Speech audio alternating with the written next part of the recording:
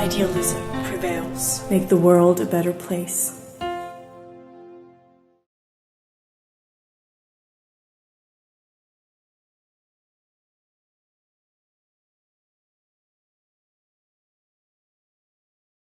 Hello and welcome here at WIPEC to our final podcast in 2022. Today we will look back at this eventful year, which provides us with many topics to talk about. As always, I welcome political scientist Professor Gerhard Mangot. Good morning. Good morning. And my colleague Alexander Stipsitz from Czech Republic. Good morning. Hello. Let's start with the most gruesome politic topic of this year, Ukraine-Russia, or the Ukraine war. In the past couple of weeks, the front line became somewhat stable, as it was expected due to the weather conditions. But there's still heavy fighting going on, for example, in the strategically important city of Bakhmut. What is the situation right now, and what can we expect from the coming months? I've heard that there should be an offense, a Russian offense coming in February or March, depending on the weather. Is that reasonable, or will we see a stalemate for the coming months? Well, of course, it cannot be ruled out that Russia will launch an offensive, or that Ukraine, which is more likely, will launch an offensive in the forthcoming weeks. I doubt, however, that the Russian army will be capable of launching a large-scale offensive, given its dire conditions at the moment. Not so much personnel problems, because after the mobilization in Russia, there are more than 300,000 fresh troops available now for the Russian leadership in this war.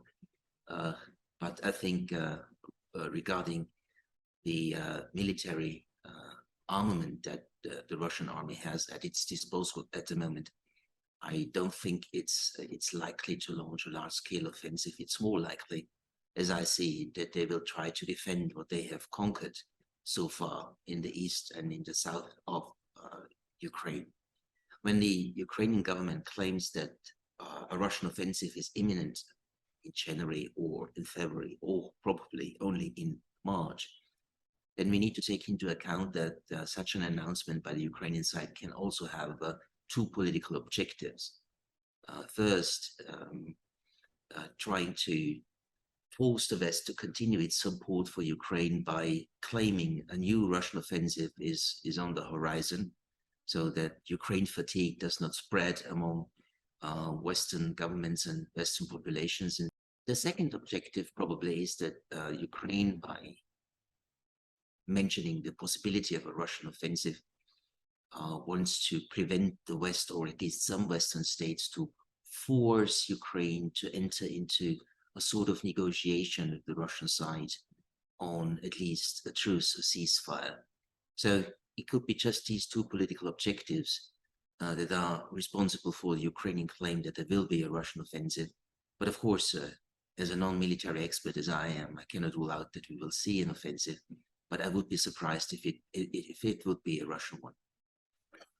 As we speak, Zelensky is with Biden, with the administration, with Congress in the US right now. Do you believe that the Patriot system will come, which will be, for many reasons, I believe, game-changing, also in the relationship that the US has in this war vis-a-vis Russia? Do you believe that?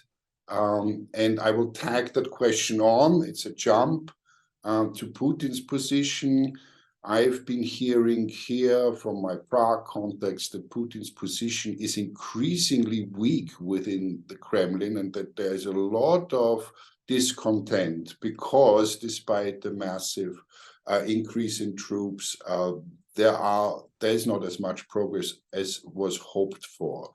So Zelensky, US, vis-a-vis Russia and Putin would be my question for now, and then I have one later. Well, it's striking that Zelensky is even leaving his country, which is at war with Russia. It's a risk for him to leave Ukraine, but it's also remarkable that he will visit the United States and not Paris, Berlin, or Brussels. So it clearly indicates that Ukraine sees the United States as its main backer, which of course is objectively true. It's most likely that as part of this visit, when they have a joint press conference this afternoon, they will announce that the US will send Patriot anti-missile defense systems to Ukraine, which will be a significant change in the level of military support for the Ukrainians, because the Patriot missile defense system is capable of intercepting not just drones, but also ballistic missiles and cruise missiles from the Russian side at a long distance. It is much more capable than all the missile defense systems, air defense systems that Ukrainian side has so far received. For instance, the German Iris-T system, which was delivered to Ukraine a couple of months ago, is capable of striking or intercepting missiles at a distance of about 40 kilometers. With Patriot, it will be a distance of between 90 and 100 kilometers. So indeed, if the US, and it's almost certain, will today announce that they will deliver Patriot missiles to the Ukrainian side, will have a serious impact on the effectiveness of the Russian war strategy, namely to wipe out civilian infrastructure in Ukraine by these massive aerial assaults that we have seen in the country since October the 10th. I will, should I follow okay, up? yeah, if you want. Let's maybe then look at Vladimir Putin's position at the moment. I've been receiving information that within the Kremlin, there's, let's say, a lot of discussion going on, and that Putin's political position within his own circle is also being significantly weakened by the lack of success, despite the rather large mobilization. Do you expect Putin to still be in the saddle come Easter, or is there really something afoot? Well, of course, it's true. You're perfectly right that, of course, among the Kremlin leadership, discussions have intensified about what price to pay for a victory in Ukraine. And of course, more and more voices say that it's also quite possible that Russia will lose the war against Ukraine in the next year or the year thereafter. So, of course, there is dissatisfaction of the performance of the Russian army in Ukraine with its major defeats that it had suffered in the region of Kiev, Kharkov, and Kherson. But I don't think that dissatisfaction now is strong enough to seriously weaken Putin's position.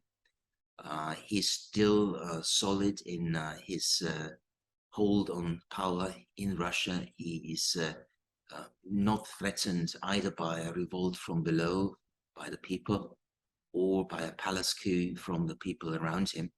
So for the foreseeable future, we have to take into account that he will stay the leader, he will remain the president of the Russian Federation, and he sticks to his war plans, meaning that we won't see any Russian concession to the Ukrainians. We won't see any serious Russian initiative to negotiate a ceasefire.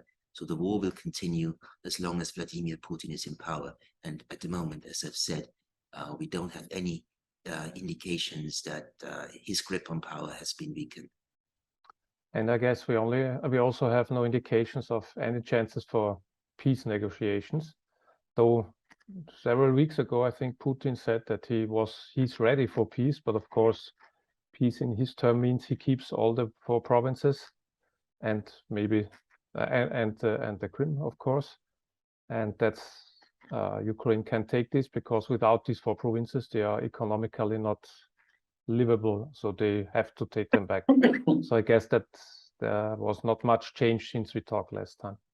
No, I mean, both sides argued that they are ready for negotiations, but they set conditions for the negotiations which are unacceptable to the other side. As you've rightly said, Russia said it's ready for negotiations, but at the same time, the Russian leadership says that Ukraine has to take into account the realities on the ground, as they say, which means that Ukraine has to accept that the conquered territories of Ukraine are now, according to the Russian view, part of the Russian Federation, which of course is unacceptable to the Ukrainian side. And the Ukrainians have also iterated many times that they are ready for negotiations with Russia, but their condition is that all Russian soldiers leave all the territory of Ukraine, including Crimea. And that, of course, is something that the Russians will not do unless they are forced out of Ukraine by military means, of course. So both sides set conditions for negotiations that are unacceptable to the other side. So I don't see any chance for meaningful talks, let alone negotiations about a ceasefire between the two warring parties in the foreseeable future. So what we will see is that the war will continue. It will accompany us next year, maybe even longer. There's no silver lining on the horizon of a negotiated settlement of the conflict. And, you know, war can end in two ways. Either one side of the warring parties prevails and wins, and the other gets defeated, or if both conflict armies are exhausted and no longer see any chance of gaining ground on the battlefield, and then they enter into negotiations. But all these two scenarios of how a war can be ended are very unlikely and unrealistic in Ukraine for the foreseeable future. May I squeeze one question to this sorry subject in before we maybe go into other parts of the world? The effect on Europe. Switzerland yesterday said that they were not able to take any more refugees from Syria or other places because they are full with Ukrainians, so to speak, and they are not half as full or quarter as full as is Poland, as is the Czech Republic, and so on and so forth. How do you see the current alliance and the shaky alliance, I would say in some ways, between Europe as a construct, as a structure, hold, and how do you see us as Europeans deal with the energy crisis and the refugee crisis? Are we able to deal with it? Because energy-wise, Germany just opened the first liquid gas terminal much faster than one expected. So there is some positive movement also with Spain, with Northern Africa. So we seem to be getting gas. But what is this refugee side? Because it has such an enormous political impact, which we will, of course, unfortunately also see in Austria and all over the Union. Thank you. Well, when Russia is bombarding the energy infrastructure in Ukraine, they have several intentions. One is to weaken the support among the Ukrainian population for the war effort. And another intention is to weaken the Ukrainian economy even further because companies, of course, industries cannot produce without energy. And this will weaken the Ukrainian economy even more. But a third objective, and this brings me back to your question, is that by bombarding the civilian energy infrastructure, the Russians are eager to increase the number of Ukrainian refugees who will leave the country due to the dire conditions without heating, without light, without water. And this could, of course, be a very serious burden for the European countries, particularly for Ukraine's neighboring countries, such as Poland, if the numbers of refugees will increase again. But so far, actually, we have not seen a very strong increase in the number of refugees coming from Ukraine to the European Union.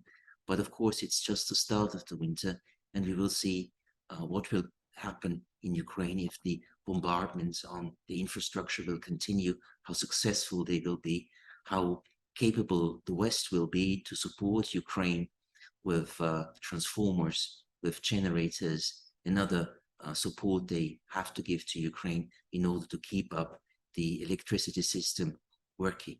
So yes, potentially this is a Russian objective, to increase the number of refugees, to increase the burden on European societies, and to have an impact on the mood of European populations about the war. But so far, this Russian objective has not been met. One of the few partners left for Russia in this war is Iran. Iran provided quite a large number of drones to Russia for its war in Ukraine. Yet they also have quite a lot of trouble at home, so to say. They have continued protest against the political elite. And that's not for the first time. Do you think that this time there will be change happening? And is there enough popular support for this movement to topple the regime in Iran?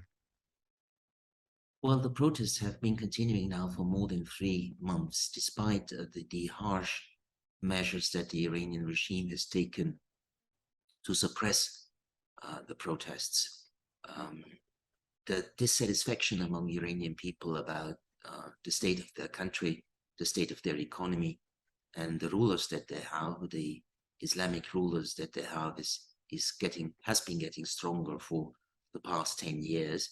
And now it seems it has reached the strength of really posing a challenge to the stability of the Iranian regime. And even there's a slight hope, if I may say so, that the protests will bring down this regime in Iran.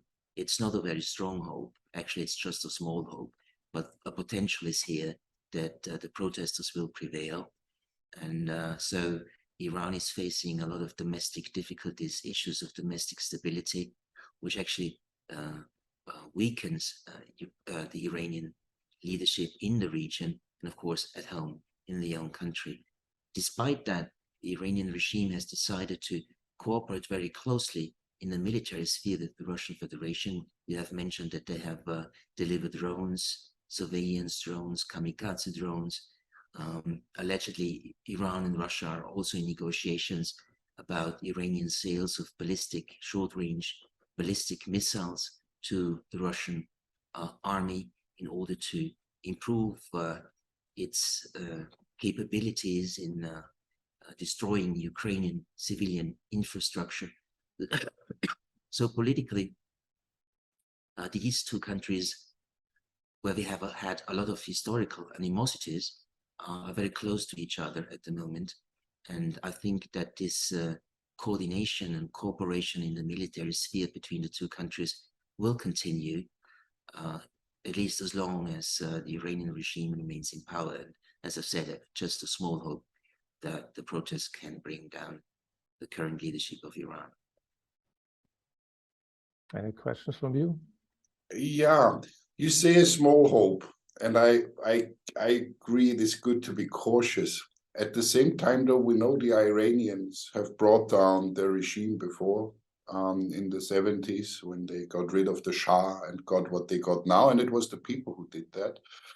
This is a very broad movement, and we could see justice is with the people in this case. So even if they don't succeed within the next week or months, this generation, which has now shown this tremendous courage to go up against this regime, will stay around. Do you really think that they could hold longer than a few years? Because the pressure would be released by the US, by the sanctions, if the regime falls. And there's so many there would be so many, I say, positive results by toppling these regimes for the Iranians themselves.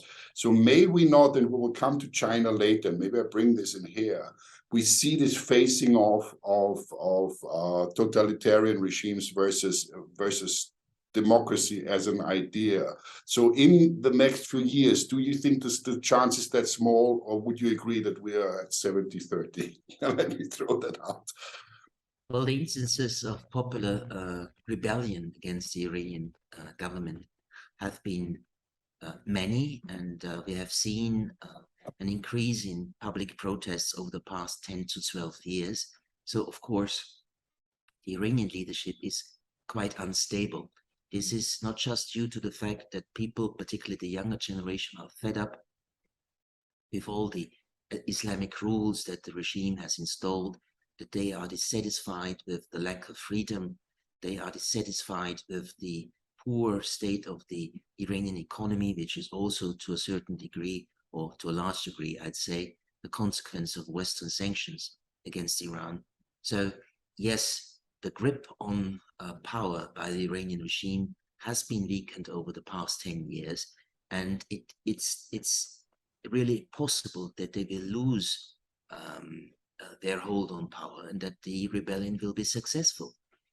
And even if they are able to quell down the protests again, as they have done in the past, they have lost at least one generation of the Iranian people, which no longer backs this regime. And of course, given such a state of affairs, it's always fair to say that such a government actually cannot prevail for a very long time, because there's nothing that the Iranian government can offer to its people. There's no chance of economic improvement. The economic situation is dire.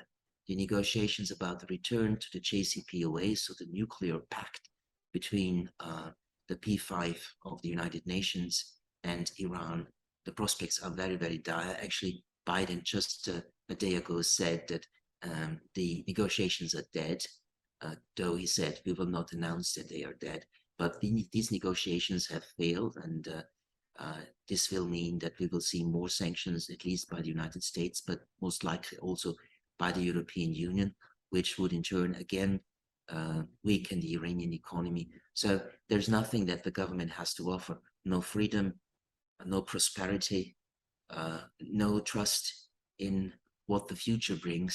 So of course, such a regime is highly likely to fall, maybe not now, but in the forthcoming years.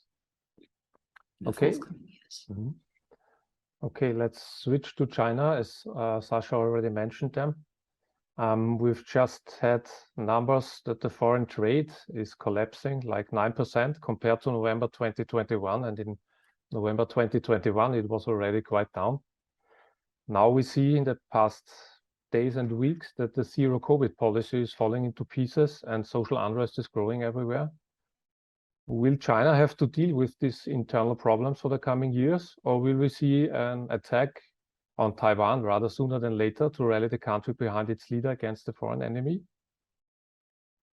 Well, the journals and the magazines' pages have been full over the past 15 years about the rise of China, the inevitable rise of China to the rank of a global power, maybe even the dominating global power in the second half of this century. But this is actually true. Yes, we have seen this remarkable rise of the country over the past 2 decades, but China does have a lot of internal problems, which starts with the demography. The Chinese population is aging. This is due to or based on the one-child policy that the Communist Party of China has pursued for so many years. The economic growth is uneven in the country. We have boom regions and we have regions who are still rather poor and have not enjoyed the economic upswing that other regions of China, particularly the coastal regions of China, have enjoyed. There are problems with separatism in China, most importantly, of course, in Xinjiang with the Turkic group of the Uyghurs that the Chinese government has tried to suppress to a very large extent over the past years. We have the potential separatist conflict in Tibet, which is not very at the forefront at the moment, but could turn out to be another conflict area in the future. And then again, of course, as you said, we have the problem of Taiwan, which the Chinese government also sees as a problem of separatism and secession. However, I do not expect that we will see an assault by China on Taiwan in the next years, because of the fact that China has now witnessed how united Western countries have been in punishing Russia for its invasion in Ukraine. And of course, the Chinese government also needs to fear sanctions by the West that would be imposed in the case of a Chinese aggression against Taiwan. Secondly, and probably more importantly, the Biden administration over the past 2 years has made clear that the policy of strategic ambiguity of the past decades, namely that the United States would not say if they come to the defense of Taiwan if they get attacked by mainland China, has been replaced by what is called in the United States a policy of clarity. Namely, Biden has 4 times already stated that if the aggression by China was to be unprovoked by the Taiwanese, the US would come to the defense of Taiwan. And also Japan has more or less openly said that in such a case, they would help defend Taiwan. So the military risk for the Chinese side to launch such an operation is very high, has been rising in the past 2 years. And I think this is sort of a deterrence for the government of Xi not to attack Taiwan in the forthcoming years. It could be another turn of events, of course, if the domestic situation gets more and more unstable for whatever reason, then the government could actually try to rebuild national consensus by launching such an invasion of Taiwan, by stirring up nationalist sentiment among the Chinese population. So there is a chance, of course, that there will be an assault on Taiwan, but I don't think it's very likely in the foreseeable future. May I just go on a little bit about that and put a positive spin on it? I've been talking to people who are currently doing projects in Beijing and universities, and one has been surprised by the reaction of the government to those COVID, the COVID revolution of the people, and the people hitting the streets and protesting those measures by the government, and the government withdrawing. Very much different to Tiananmen when we, no tanks on the street. Furthermore, not only the foreign trade, but also the growth, the economic growth. Today, the predictions came out, it's down from almost 5%, the prediction to 2-point-something% for the coming year, which is unforeseen and completely tremendous. The billionaire Ma has just moved to Tokyo. So my question to you is, could it not be, also considering the negotiations that are going on between the Americans and the Chinese that are never talked about, namely the so-called positive negotiations, that we will see a relief of tensions between US and China and the world, given how dependent China in its inner structure is on foreign trade? Could it really be that backing down now with COVID, we see a China that is more leaning towards democracy a little bit and being very careful with starting conflicts outside its own domain? Well, for decades, the Western policy vis-à-vis China was a policy of engagement, meaning that by modernizing its economy, the Chinese government will eventually establish itself as a responsible stakeholder in the international system and would become a part of the international order that has been built by the United States over the past decades.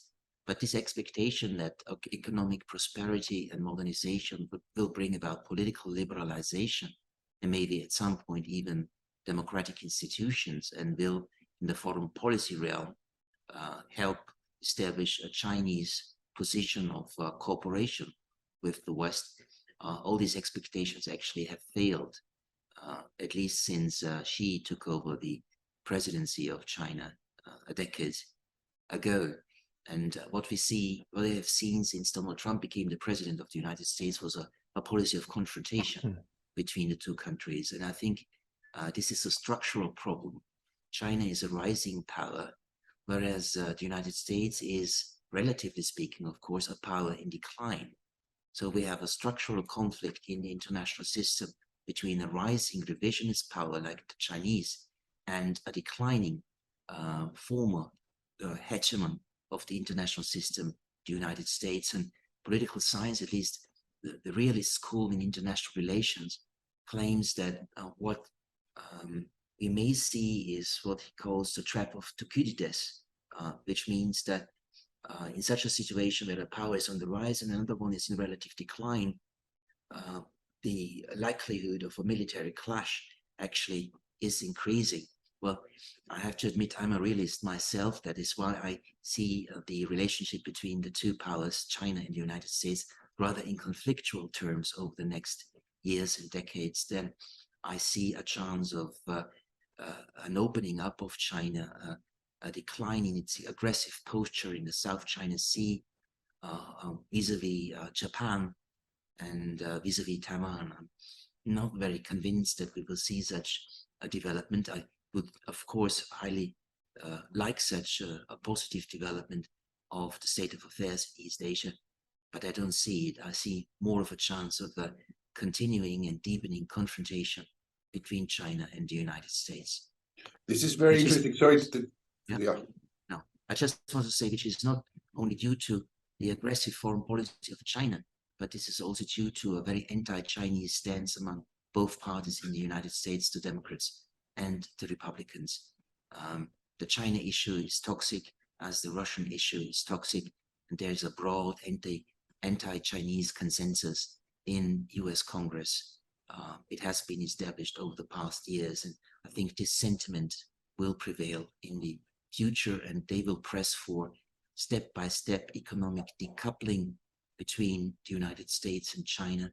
And we have seen, of course, already signs that this will be implemented by various sanctions that the United States government has put on the sale of high technology to Chinese companies. And I think this path of tariffs, of sanctions will be continued in the foreseeable future. So I'm not very optimistic. Yeah, thank you for that. That makes sense. Chris, do you mind if because we could just go over to the US, which I thought was good idea, yeah. Mm-hmm. And I think that's something where I want to come in. The decline of the American empire. That's an interesting topic, because demographically the US is doing very well. Its energy reserves are, as they are, very well developed. They're starting to be net exporter again, to a large degree. If what happened last week, the nuclear fusion advances are really working out, then this will be a complete game changer, and they are very solid. Anyway, that's another story. I find it interesting, especially also looking at it militarily, where nobody is even, I think, close in any way to compete with the US, that this decline appears to be among the experts a given. So let's look at the US. Has it declined more? I think the last elections have shown that we're slightly on the Democratic side still. I mean, it's very, very iffy, and there may be conflicts within the US. But despite what people have been saying, the last elections in the US, I think, prove that they are more stable than they appear to be, to me at least. But maybe that may be wrong. Well, of course, the military power of the United States is uncontested. And even if I say China is on the rise, this does not mean they are equal in military capabilities. The US Army has fought many wars. The Chinese People's Liberation Army has no combat experience, which is also a factor that we have to take into account. And of course, the United States economy is powerful, and it's quite possible that with the policy of strengthening the US itself, that is pursued by the Biden administration. So to rebuild national wealth, national power, to rebuild the infrastructure, to strengthen technological development, particularly in the high-end area. This is all these factors are to be taken into account when you speak about the country in relative decline. However, I think that the real problem of the United States at the moment is its political system, which has actually been weakened over the past 25 years. And to a certain extent, sometimes it's in a state of paralysis between the institutions of the US government. The political polarization in the United States is very, very high between Republicans and Democrats and their respective voters. So if I see a weakening of the United States, I would first and foremost look at the domestic instability in that country and this political crisis, this polarization, and this dysfunctional political system. So in this respect, US has a lot to deal with, has to show that it's able to refresh, to re-energize not just its economy, but it's also its political system. And therefore, I would say, yes, the US is still very powerful, although relatively in decline vis-a-vis the Chinese, but it does have problems as well, which so far it has not demonstrated to be able to solve. Yeah, we've seen this year the US midterm elections with, of course, Biden as one of the winners on the Democratic side, and on the Republican side, I would say it was Ron DeSantis. So my question is the time for Trump now really over? And will we have an even more dangerous, because much smarter, President DeSantis in 2024, who is not far away from what Trump wants to have, but is much smarter to sell it than Trump? Well, I think the likelihood of Trump returning as the president of the United States has decreased over the past 2 months very significantly. The midterm elections have been a disaster for Donald Trump and his standing within the Republican Party. This is not to say that there are not still many supporters in the Republican Party for Donald Trump. There still are, but more and more the leading members of the Republicans in Congress state publicly that maybe it's time for the Republicans to take a new turn and to end its adherence to Trump as a person. So the likelihood of Trump returning to the White House in January 2025 has gone down markedly. It seems that Donald Trump has not yet realized this, but I think he will over the next 1.5 years. And it's more likely that we will not see Trump as the presidential candidate of the Republicans in 2024, but it's very likely that we'll see a Trumpist as the candidate of the Republicans in that presidential election. So we could see more of Trumpism, of America first, of inward-looking United States, about the retrenching United States, about the decoupling United States under a Trumpist Republican president in the next presidential term starting in 2025. But it's not certain if the Republicans will prevail. Their showing in the midterm elections has been rather poor, only gaining a very small majority in the House and losing even more in the Senate to the Democrats. So it's not certain that we will see a Republican president. It will depend, of course, what Biden will decide to do. His popularity ratings are very, very low, despite some positive elements of his administration in the political, in the military, in the economic field. But his popularity rating is quite low, and it remains to be seen whether he will run again in 2024 or if he will leave the door open for a younger generation of Democrats to enter the presidential election competition in 2024. So far, we have not seen any decision by Joseph Biden yet. He has on certain occasions indicated that he might run again, but we need to take into account his age and his low popularity rating at the moment when we think about who will run for the Democrats in 2024. Okay, as we like to point fingers to the United States, I like to come back to Europe to point at our mistakes. Let's look at the EU. They have to deal with another migration movement, also from Ukraine, but also from other parts of the world. The inflation is still high, while the United States have the inflation under control, as it seems. In Europe, it's still rising. We have the Ukraine war problem, where we still haven't decided how far we would like to go. And now recently also, we have to cope with corruption within the core of the European Union. So how would you say, how is the European Union working at the moment? How is it performing in the midst of so many crises? Well, I think it's a European Union in crisis, and it has been in such a crisis for many years already, with various very tough problems to deal with, starting with the financial crisis in 2008 and continued with the state debt crisis, with the crisis of the illegal migration in 2015, and the political differences among EU members, particularly the Eastern Europeans versus the Western Europeans on many issues, particularly when it also comes to the relations of Europe with the United States. I would argue that Europe is the loser of the current war in Ukraine.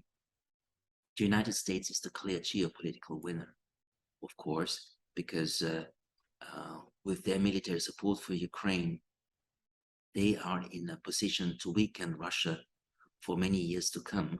So the US is in a position to weaken a peer competitor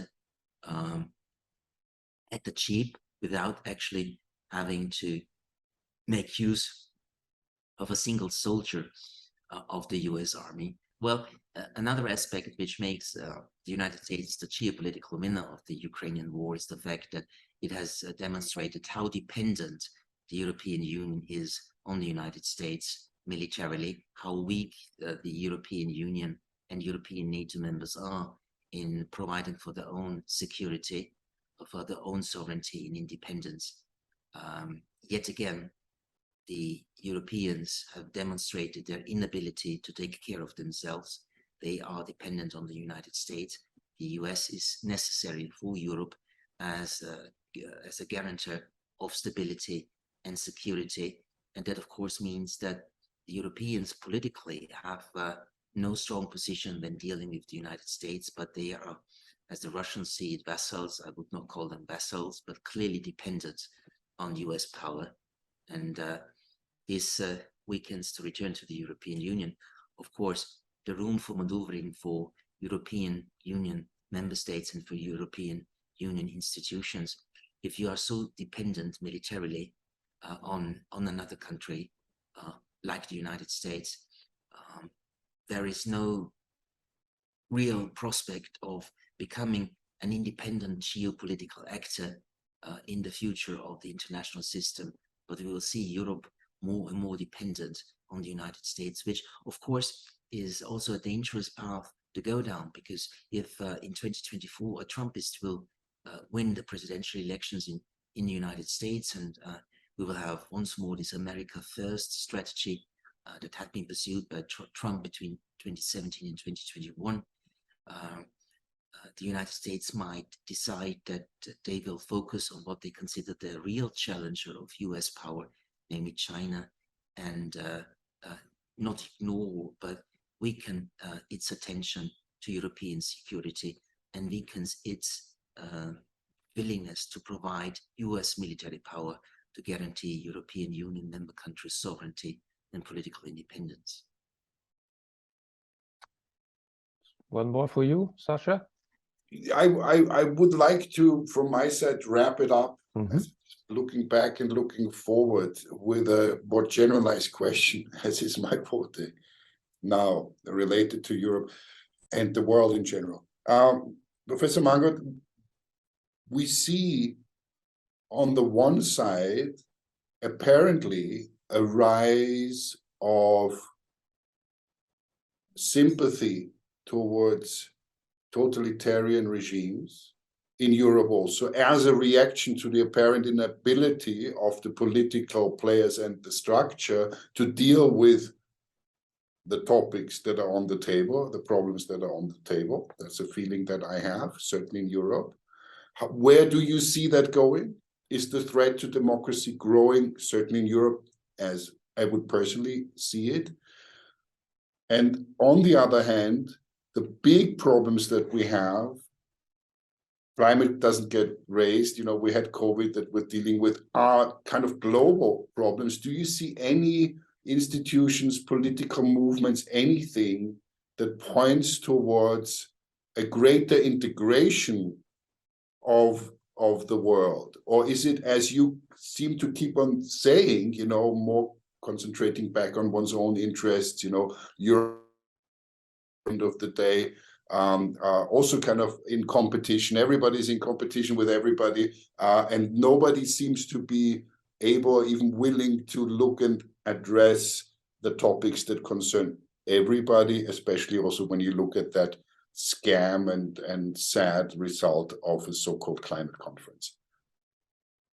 Well, in fact, I'm rather pessimistic on this issue as well. I see a more and more conflictual, competitive world unable to cooperate meaningful on global crisis, health crisis, and particularly, of course, climate change. What we see is also sort of a deglobalization of the international economy that it's going on in real terms, of course, already, but particularly in the debate about how integrated, how connected the world should be in the economic realm. So I'm rather skeptical that we will see forceful actors in the future, in the foreseeable future, who will be able and willing to deal with these burning global problems, as I've said, climate change, health, migration, and some others. Issues that are somehow interconnected. And I don't see in the European Union such an actor or a coalition of actors who would live up to the current tasks of dealing with these global crises. The European Union institutions are weak.